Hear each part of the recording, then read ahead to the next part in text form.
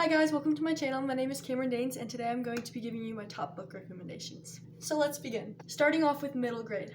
Okay, first up we have Percy Jackson. This is literally my favorite book series of all time, and when people ask me what they should read, this is the first thing that I recommend. It's honestly the most hilarious book series that I've ever read, so I would definitely recommend it. Next up would be the Heroes of Olympus series, which is a sequel series to the Percy Jackson series. Again, it's hilarious and just so fun, and I think anyone could enjoy it. Next recommendation for middle grade would be Land of Stories. I think I read this one in like 4th, 5th grade, but I feel like you could enjoy it up to like 8th grade. It's a really fun book series, especially if you enjoy like fairy tales.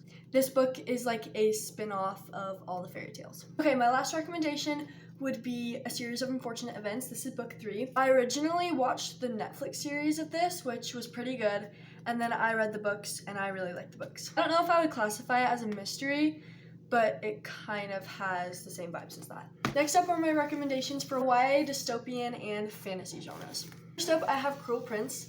I was recommended this book by a friend and it was so good. I loved the first book. The second and third I read in a reading slump, so I didn't enjoy them quite as much and I just thought they were kind of weird, but I would definitely recommend at least the first one. Next up is Powerless. This one has been kind of all over like Bookstagram, Book Talk. It is honestly so worth the hype. It took a little bit to get into, but after I got into it, it was so good.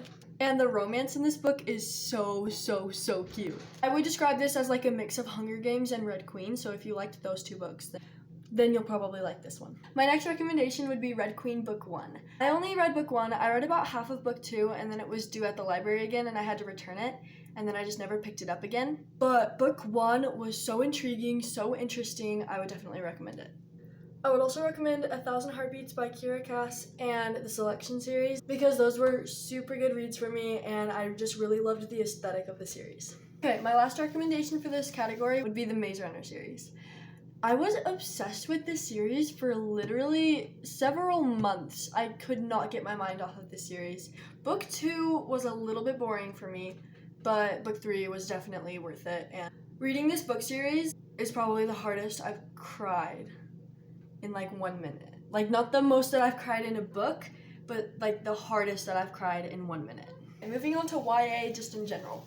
My first recommendation would be the Good Girl's Guide to Murder series. This is book 3, but books 1, 2, and 3 were all so amazing. They are like murder mysteries and mystery kind of thriller things. So good. They had enough foreshadowing to where you could potentially guess it before it actually is revealed, but also enough surprise in it.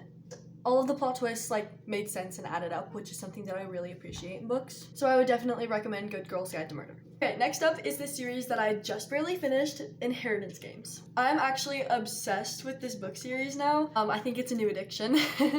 I'm like in love with literally all of the characters in the books. They have really short chapters, like this one had like 90 chapters in it, and I read the last 70 literally in one sitting. So yeah, it was a really good book series. Okay, this is the only book that I've read where it's been like kind of only romance focused, and it's You've Reached Sam. This is the most I have cried in a single book.